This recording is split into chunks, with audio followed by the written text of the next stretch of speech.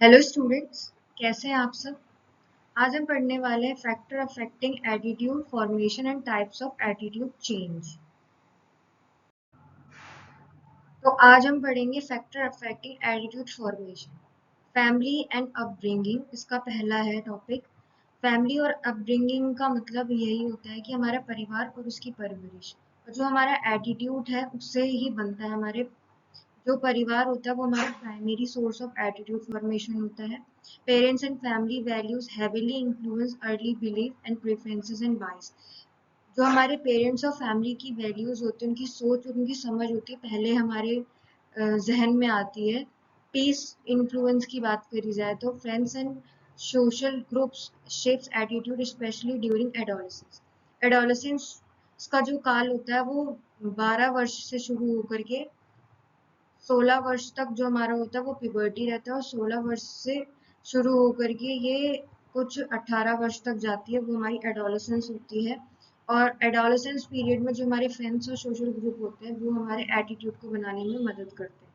पीर approval बहुत ज़रूरी होता है कि जो हमारे फ्रेंड्स हैं वो हमारे को पसंद कर रहे हैं नहीं, और अगर डिसअप्रूवल हो जाता है तो वो उसका ऑल्टर एग्जिस्टेंस हो जाता है, उल्टा ही कुछ एटीट्यूड बनने लगता है।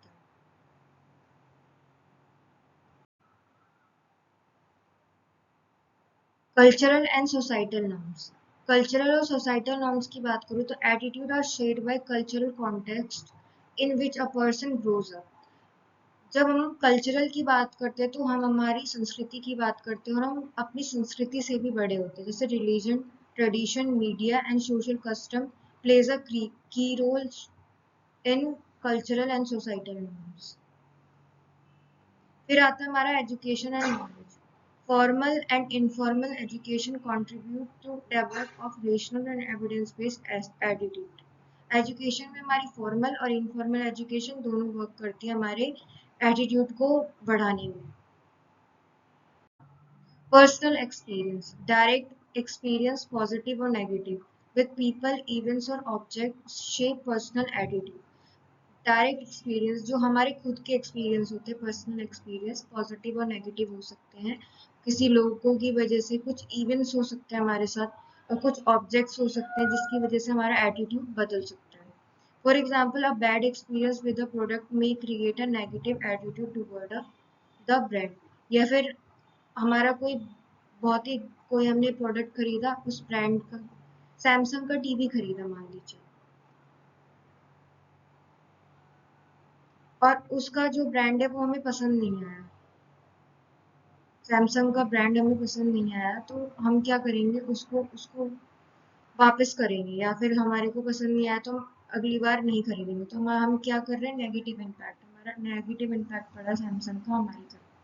तो हमें उस ब्रांड का सामान का बैड एक्सपीरियंस फील हुआ, और अगर वैसे ही हमारे को गुड एक्सपीरियंस फील होगा तो हम सैमसंग की तरफ बार बार जाते हैं, तो वो ये हमारा गुड एक्सपीरियंस होगा। अगर हम आइडेंटिफिकेशन की बात करें, occur when individual adopt an attitude to be like someone they admire or value।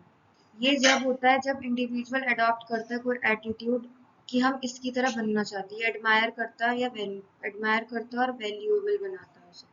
Attitude change last as longer as relationship और एडमायर इज मेंटेन।